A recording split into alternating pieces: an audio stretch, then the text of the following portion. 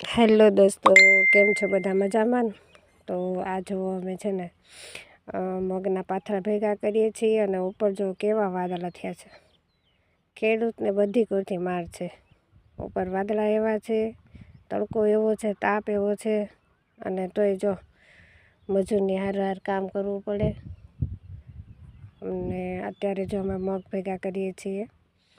આ બધા મગ એક જગ્યાએ ભેગા કરી અને પછી મશીન મારવાનું થશે. તો અત્યારે તો ધોમ તડકો છે ને આટલા બધા મગ ભેગા કરીને એક રાખ્યા છે.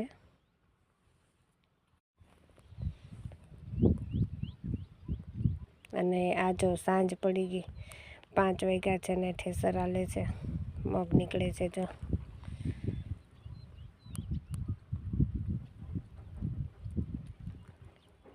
મશીન કંઈક આવી રીતે છે, ડાયરેક્ટ બાચકા ટીંગાડી દેવાનું.